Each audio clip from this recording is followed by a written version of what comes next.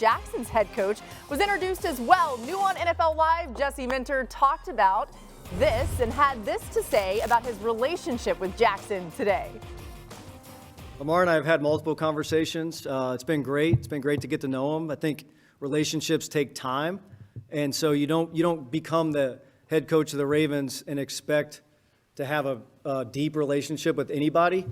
So those take time. We've been working towards that already. I just look forward to connecting with him, helping him become the best version of himself, creating a team identity that allows him to thrive, which he's already, proven to be an elite, one of the best player in the National Football League, and put a team around him that allows him to reach that ultimate goal of bringing a Super Bowl back to Baltimore. We will create standards that match the goals that we want to achieve. Our plan will be built on being at our best late in the season, into the playoffs, and look forward to that challenge. Adam Schefter with us now. He's with us all show. Adam, with Minter being more of a defensive guy, the first big hire certainly will be his OC. What are you hearing there?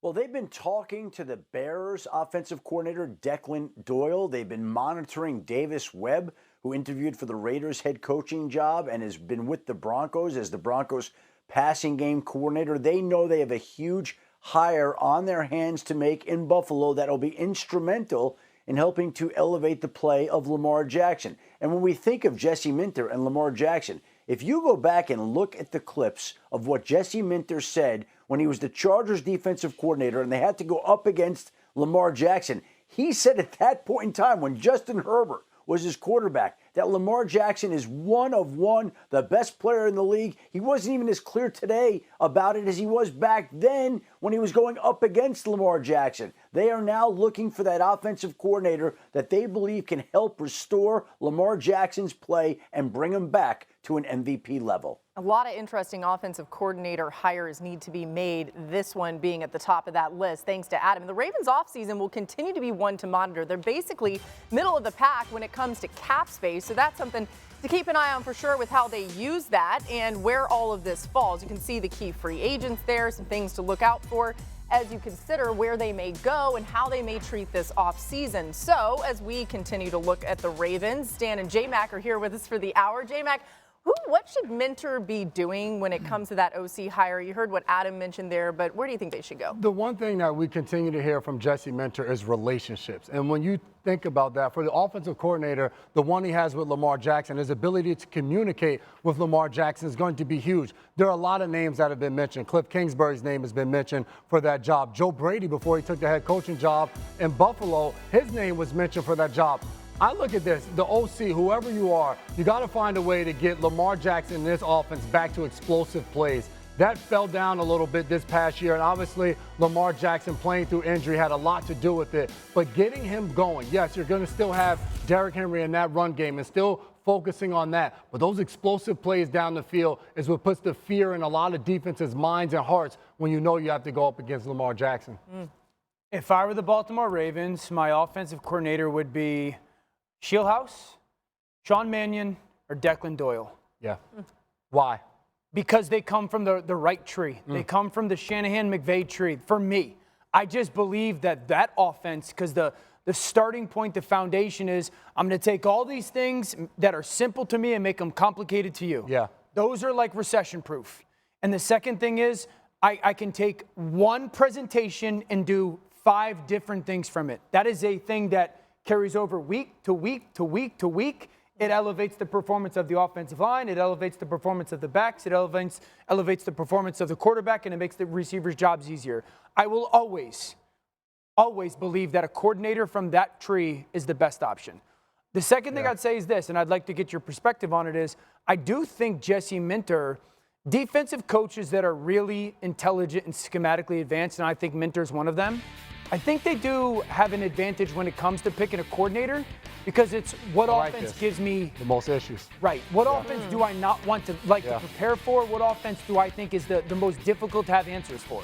I think that's a great point because from Minter's perspective, especially the way he designs his defenses with the moving parts, with the 2 high safeties, you know going into that game, all right, if I'm going against a Sean McVay offense of what they did this year with the 3 tight ends, and well, now they're all together. Now the next play, it's an empty set. or the way that Ben Johnson in Chicago, the way he moved people pre-snap. You're looking at that, and I think he's doing it from a perspective of, if I'm Jesse Minter, I'm looking at my quarterback. Right. And I'm saying, all right, with Lamar Jackson, what offense would fit him in a sense of now I'm going into a game and I'm looking at it like, how the hell am I going to stop him? Prepare for all these within different things, yes. and then Lamar. So how can I maximize the weapons around him? How can I maximize Derrick Henry? How can I maximize Mark Andrews and Zay Flowers and all of those different guys? Yeah, I think there's an advantage to that. Yeah, that's a great way to look at it. And remember, too, you guys, this was well talked about during that time, that Lamar Jackson had a play or a hand in who they were going to hire. You got to think that Jesse Minter, when asked about the OC, talked to Lamar about how much he would feature him and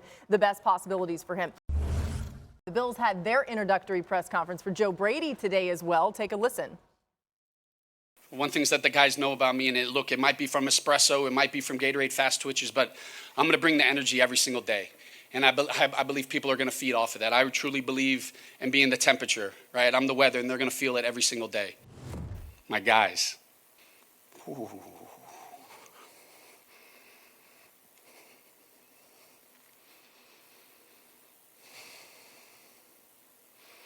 I'm so appreciative of you guys being here today. Ooh, it gives you chills. Just sees how much Joe Brady means to his players and vice versa. Adam back with us. Shefty, kind of the opposite situation from what the Ravens are dealing with in Buffalo. They keep the offensive guy for the quarterback. Now they need help on the defensive staff. Any word on candidates for defensive coordinator in Buffalo? Well, Laura, one of the places they're going to look is a popular defensive coach in Denver who used to play in Buffalo, who's interviewing with the Baltimore Ravens, and his name is Jim Leonhard. He is a top candidate. I'm not saying the top candidate, but a top candidate in Buffalo, and you could see how he would fit right into what they're doing. Obviously, Joe Brady's been waiting for this day to take over as a head coach for a couple of years, to where he has thought about what he would do the day he would become a head coach, whenever and wherever that was. Now that it's come in Buffalo, he's had a vision of what he wants to do. And it wouldn't be a surprise if Jim Leonhard fit into that vision and wound up eventually becoming defensive coordinator of the Buffalo Bills. We'll see the direction that Joe Brady ultimately takes it. That'll be the next big, significant hire that the Bills make. But Jim Leonhard would certainly be a candidate that would be near the top of the list for Buffalo. All right, we'll keep an eye on that. We'll talk about it more. But first, Brady jumped on the Pat McAfee show earlier today, talked about how excited he is to get on the practice field. I'm not an offensive head coach. I'm a head coach. And, I just told the guys out there, I can't wait for the first practice to go out there and Josh to throw a pick, and I get to celebrate with the defense. I can't wait to be able to talk to our the offensive tackles and get these 10 dudes to do it. Can't wait. I mean, you love it. Dan. Good vibes. We need to hold him to that, though. You offensive guys, he'll say that now, then the defense gets a pick. He's cursing out the offense and making them have to do it. And then it's the fourth day of training 2-minute camp. drill, we pick it off. 3 run picks. Run it back. Spoken like a true defensive guy, right? Yeah. We'll definitely check back in on that. Dan, what is going to be the biggest challenge for Joe Brady when he tries to fill out that staff in Buffalo? I think it's making sure that there's people on his staff and really in prominent positions that have experience being head coach. I like that. You know, I think the world of Joe Brady, and I think the world of Jim Leonhard. But I also have to take the step back and realize, okay, if Joe Brady's the new head coach and then Jim Leonhard comes as a defensive coordinator, this is a place in a team that's trying to go to the next level. Neither of those guys would have head coaching experience. There's a lot that goes into that. There's a lot of hurdles and obstacles that you have to try to maneuver. And I'll always go back to talking with some first-time head coaches early in the process and them always to a man saying, there's just so much more that I had to handle that I did not expect. And so, yes, there's different pieces that they have to add, but I think just having experience is going to be really important in some of those prominent roles. Such a good point. And we look to the Super Bowl right now. Seattle, Mike McDonald, second-year head coach. I remember meeting with him in his first year, and he talked about the importance of having Leslie Frazier on the staff, a guy that has been experienced, that has been in the league forever, helping not only with managing everything, but communicating with players. And I think, to your point, there's a lot of blind spots when you take over. What I am excited about for Joe Brady, McDermott, when Brady took over, he said the one thing about him is he has a certain level of tough love and firmness that you have to have when you're dealing with the face of the franchise and Josh Allen. And there's a lot of love and respect that those two have to have with one another. What we've seen, the success of their offense proves that that love and respect is there and is flourishing. Now, can he get that to translate throughout the entire team? One of his sayings was, let's just make simple better. How can Buffalo do that and get it to turn into 2 more wins than where they've been under McDermott?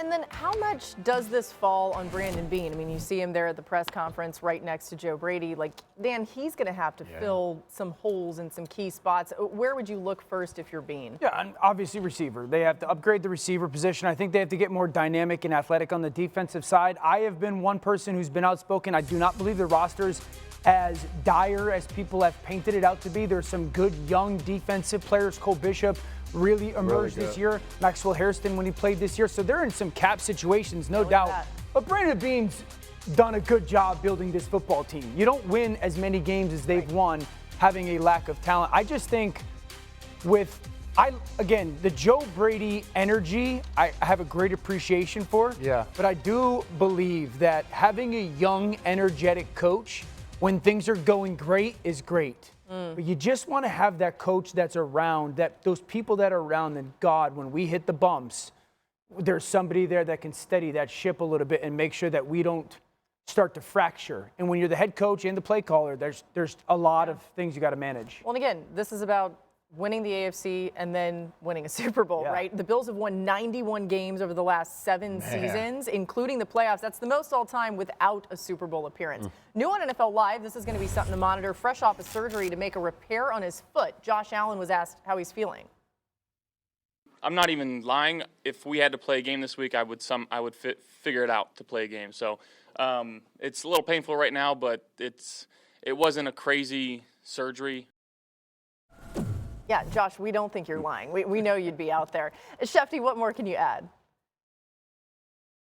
Well, amazingly enough, he hurt his foot against the Cleveland Browns towards the end of the season, and so he was playing with that injury into the playoffs, and obviously contends that had the Bills still been alive today, he would have played in the Super Bowl with a broken bone in his foot. But he had surgery Monday in Alabama. He is expected to recover from that quickly. You would think he'll be involved in the offseason training program, certainly ready for training camp. Not a long-term injury, but the impressive part is what he was doing while he was playing with a broken bone in his foot. That's another typical Josh Allen move. And again, he continues to impress, and he certainly did this year with that injury that he played through.